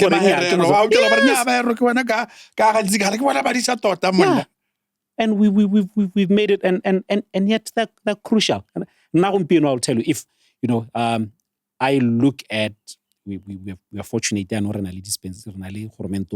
might be looking at things differently. those are areas that we need to grow. Unemployment, we're going to have to start going back. If agriculture is going to be any play a role in anything, you're going to have to change perception. It's our and make sure that being a Badisa is actually something to be very proud of. Being a small-scale farmer, farming profitably, we need to be shining light on those guys and making sure there's actually 700 of them who are who've never worked. They've never gone to school. They're just farm. Kids, my cousin, DSTV. He doesn't know how to do DSTV when he just calls it television. But he lives the same life. All the things that I have, he has 2 cars. The wife has a car. Never been to school. But that's how he ends his living. So we need to step back and look at things. We need to come back and say, Baba Lenteng di Famara. The subsidies that are being pumped in, honestly speaking, it's for us middle class. It doesn't benefit anybody except middle class. They're designed by middle class. The middle class who are not real farmers. Who are not real farmers. They're designed. It's just a situation where I sit there, the production officer, Minister of Agriculture, I can justify there's drought, therefore farmers must be assisted. I am saying, go and assist me. If you look at my cousin with 50 cattle, do you know he's never bought feed? Because he doesn't afford it. If he does, it's going to be 2 bags, 3 bags. So in the general picture of things, you've not really helped this guy. You've helped me, the vet. Hey, I buy my feed every month, loaded up. And this small-scale farmer, this is the one who knows how to use grazing. And this is the guy. This is the guy that is moving and making sure that the land is not degraded. This is what is happening. Maybe we should move there. Apparently, there's a bit of water. These are people that are using wealthy Africa to survive. We've been told it's backward. So we laugh on it. Okay. The last one around this is the stud breeding. Do you think there is a future in Botswana for stud breeders? I see that some stud breeders are making breakthroughs into the export market. The Mangas, the Clives, the Grandines, and even the small stock guys. Skater and Bushra and all those type of guys. Do you think there is a bit of a niche there that's possible? Because you don't have to keep big numbers, and these guys, by and large, are full-time farmers. There is. At the moment, it has a space. I'm going to look my farmers in the eye and tell them, not for long. Really? Yes. Unless we're talking export. Yeah. And I'm going to say it. I hope it doesn't come out as horrible as I'm saying it. The people that are buying those stud animals are guys that are running successful companies. They're not farmers. Okay. It goes back to that. You can just say, they go to an auction at the moment, Mr. Vet has made a little bit of profit. He's willing to blow 30K on a pack. Stud bull. Yeah. That's what it is. The minute he doesn't make money, he's not going to buy. So if some construction guy has made a couple of millions and now he can buy an 80,000. It's a very delicate market. But I will tell you something. If the economy continues doing well and we have this good entrepreneurs, I'm not going to call them tenderpreneurs, good entrepreneurs that are relatively successful, they will have the money to keep you going. But in real terms, somewhere we're going to be caught where I'm like, okay, so I took this bull for 50K. Took it to my establishment. Did I really make money out of that? It's a fault. They are poor. Okay? The genetics are there. It's just the fact that, unfortunately, your practice, your farming, you did not get a return on that. So it means now you need to constantly be doing very well company to keep doing this. We need to be getting to a stage where, bit by bit, for this to be sustainable, bit by bit, it is the farmer who should be buying, not the entrepreneur buying. The minute we have a setup where farmers afford this, farmers within the country afford, you can have my cousin walk in and buy 30,000 Bula bull, then that's sustainable. At the moment, it's all about the guys that are doing relatively well elsewhere, that are making sure that it keeps going. And as I said, it's short-lived. But export, export. Because they have started exporting. Yeah. And that's Million export. Let's be realistic here. And do you honestly think we can beat Brazil? The genetics, even the States to some extent. Exactly. Even South Africa. We're exporting. How are we exporting? Unless at the moment, really short to medium term, maybe we can improve certain African countries' genetics. Yes, if you're looking at that, Zimbabweans or Zambia, absolutely looking for good genetics. Exchange our genetics. Yeah, there's a place. But the sad reality is that is what is catching up Mulatz and Laron. Can start breeding. I mean, I sit back again. I happen to have access to information to this thing. When you look at production areas like Sunbelt, start breeding is becoming the thing. Really? I thought it's meant for the guys Pamasim. Hey, I can understand why a guy in Mama Shia is doing it. I can perfectly understand why a small holding is doing it. Start breeding, Yeah, no, the commercial production guy is doing it. Ibile is now the main thing. So you have a 6x6 to produce 5 bulls in a year. That's a bit of that's very misplaced. So we need to step back and say the catch here is 10 bulls sold is big bucks. Yeah. That's where the catch is. So we need to go back. But I am running a profitable setup that you guys don't even know. Look at production. It's your neighbors Komolop. How many of them are actually selling stud animals? No, not at all. Zero. It's production of animals. Processing. And actually they invest. I mean, one of the farmers, because there they are doing mainly Botswana, those farms there. And they will invest in 500,000 Bula bull. Yeah. Specifically because they want consistency in terms of their genetics and performance and winner weight and all those things. Because then they've got the numbers that they now can spread those genetics across across the farm. So Rona, we have a lot to change, a lot to learn. There's something that I would share with farmers or landowners and livestock owners. And it's simply this: we are successful in our professions. We've been trained. We've gotten the lawyer, the judge, the engineer, the CEO. Fantastic engineers, brilliant lawyers, Botswana, brilliant economists, you name it. We're brilliant in that. Don't think that it makes you a farmer. Yeah. It doesn't. It simply doesn't. You can be very, very successful. It's expertise. You've been trained. Why do you think you're going to just wake up and become a brilliant, successful, knowledgeable farmer when you only engineer? And that introspection we think will help to progress our whole livestock agenda. Because it is saying step back. Mr. K, even in your business, you're sitting and thinking, I can't be the main man and everything revolves around me. Yeah. It's got to involve other people. Otherwise, it's not sustainable. What if I'm sick? So legal farming, you're going to have to step back and say, okay, yes, I put in, it was my money, it was 5 million of my money, but I need to bring up people that run this thing who produce it and not be the main person. Let's start by seeing ourselves as the investors in the industry and not so much as the farmers. Because and don't trivialize it and think because great-grandfather did it uneducated. It's a very, very challenging. Okay, we're coming towards the end. I just wanted to address one of the topical issues right now. And it touches on, remember we're also going to cover sort of disease patterns. So I want you to cover disease patterns, mainly homing in. I want a takeaway by the farmers right now to say, with these unprecedented rains, what should be they watchful of and what should they go for?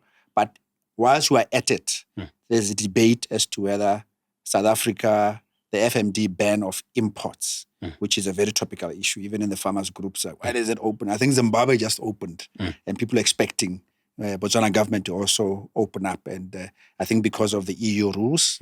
And I think some of us who, everybody who's technically saying, practically it's possible. You quarantine these things. So I just like you to now educate the farmer to say, is it really possible? But talk about it around the disease aspect, because all those are talking disease. If we step back a little bit, I can look our farmers in the eye and say, you have no idea how fortunate you are to have been settled within the boundaries called Botswana. For livestock, animal disease, very small problem. Yeah. Not major. I sit down even as a vet, it's painful to see how much is put into injections. We think if I inject for this and inject for that, somehow magic will happen. If you're spending 10% in veterinary fees, you are starting to have problems. Veterinary animal disease, TVS has controlled a lot of things. And I'll credit them. They've put in. It's an effort. We take it for granted.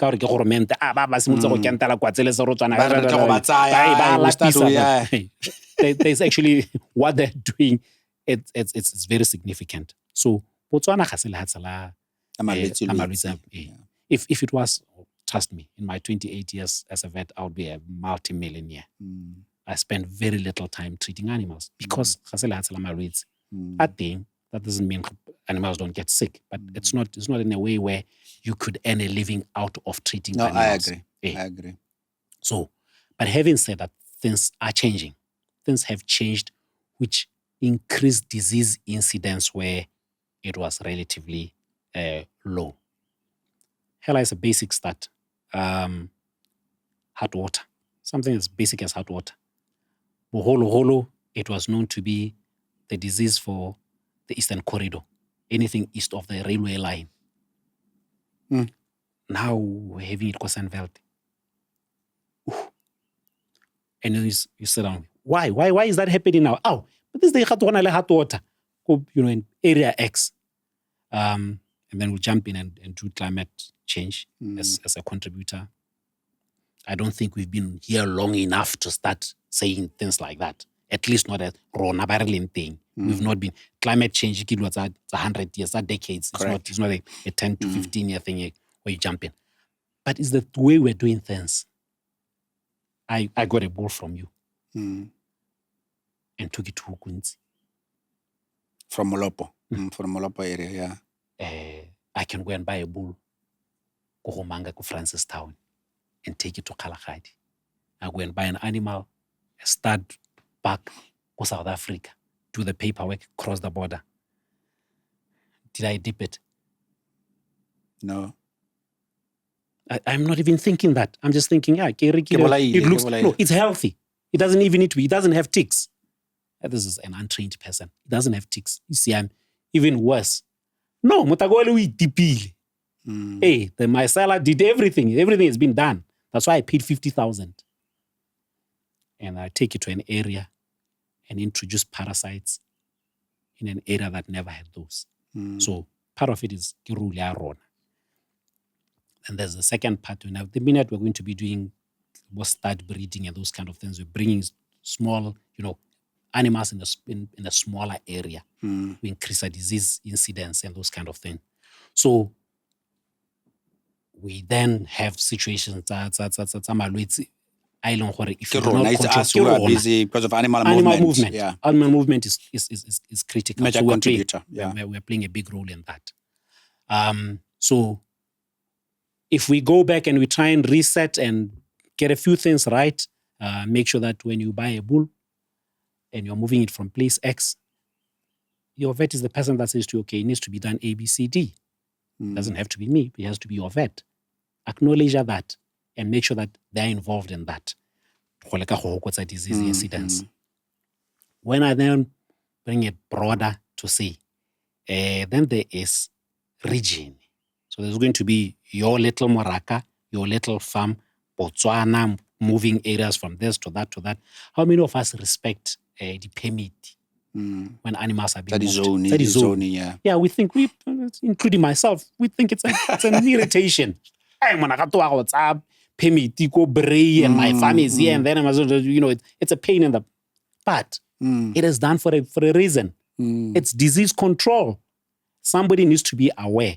How many of us go through the cordon fence and actually stop and check this and make sure that all the paperwork is in place? We will happily avoid the the disease when control it's there barriers. for our own good. When it's there for our own good. So ke rona, like culture ya rona is like, it's irritating. You can go and do that. And we all know we do that. But we're creating a problem for ourselves. So then when you then look at it regionally, and I'm coming to issue of South Africa, disease control is not about giving injections only. As much as the controller foot and mouth Botswana, and are therefore able to export to Europe, because most people think it's mainly because we have BVI producing the vaccine. Most of us think it is the medicine that is stopping the disease. Mm-hmm. The vaccine is a small part of this.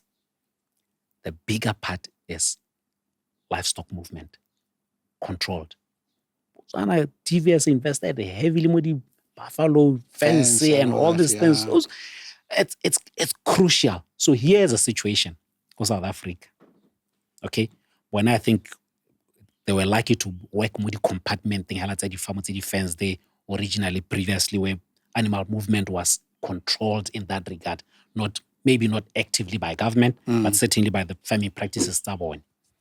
The truth of the matter is South Africa has exported to where we export. So foot and mouth doesn't kill animals. It doesn't. It just drops production and life goes on. So they can live with it, except for the dairy industry and the pig industry. But they can live with it in the beef industry. They can live with that without a problem. We can't. So, but we've always looked to South Africa for genetics, exchange of A, B, C, D. We've always looked up to them. And that's why I would support my director of veterinary services. To keep it locked. He said, no, it closes opportunities. Yes, it does. There's a cost to every decision that we take.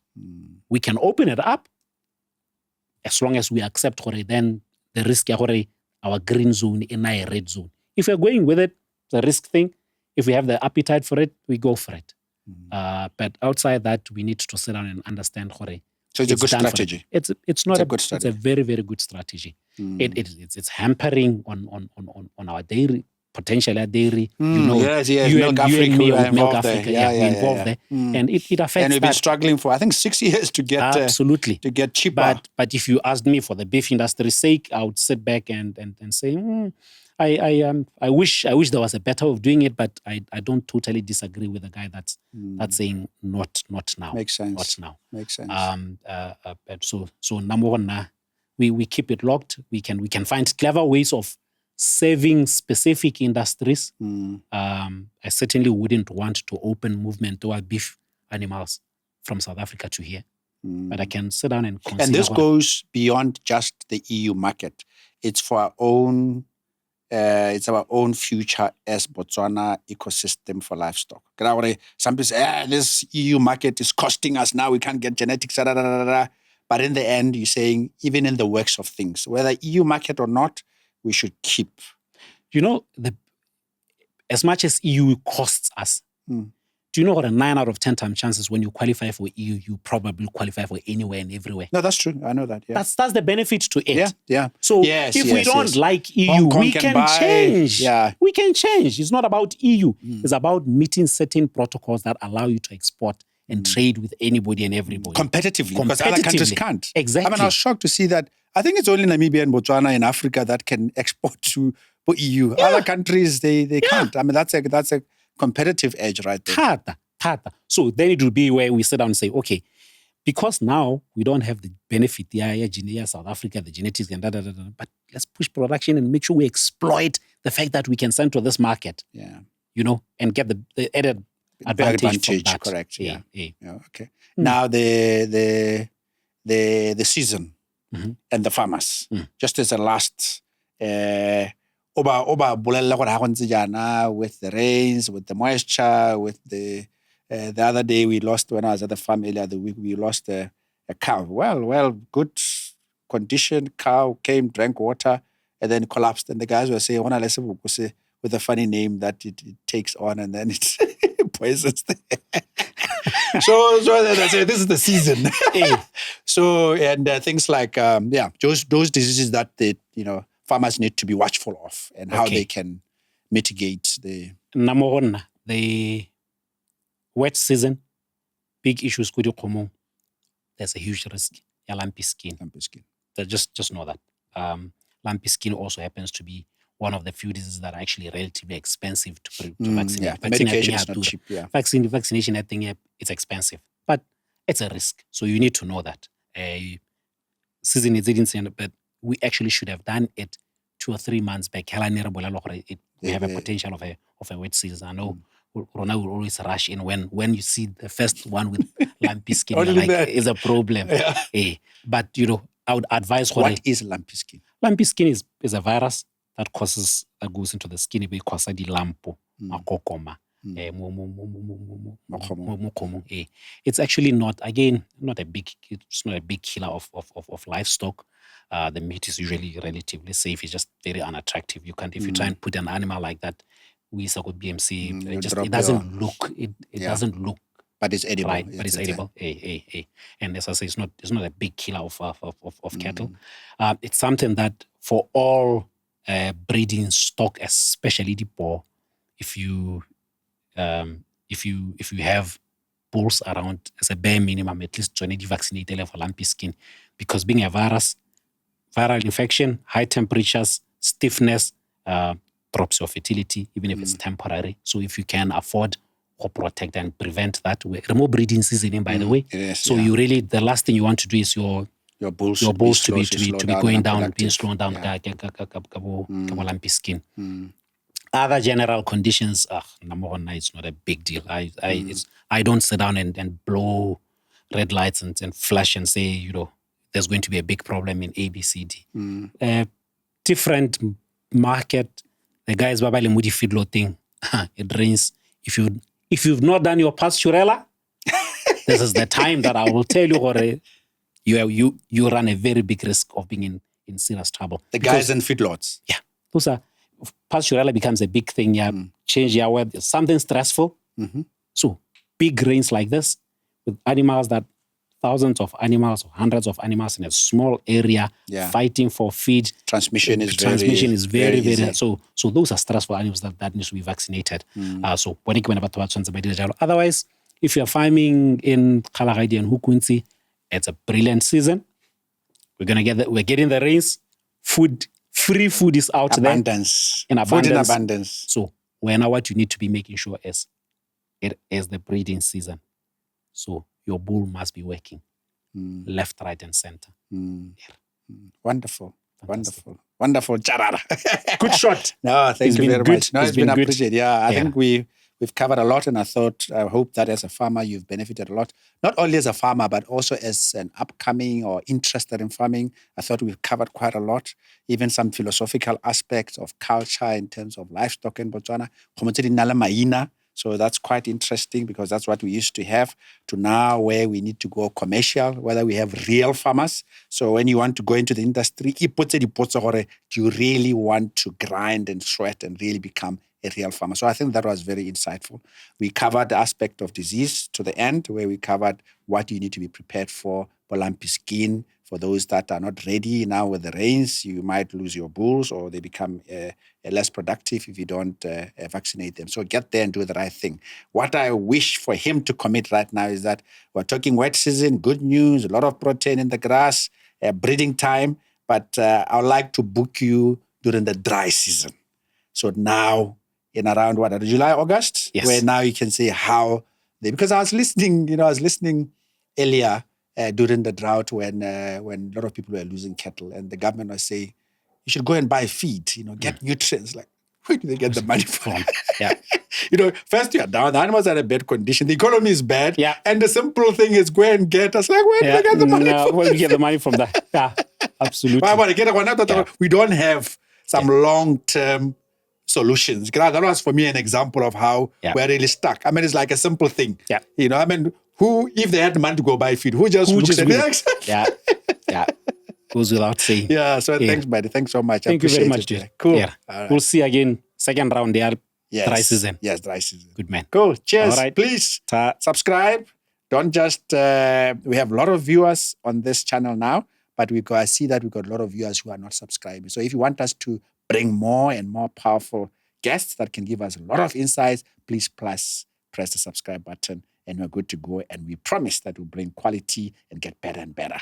Good for you and good for us. Cool.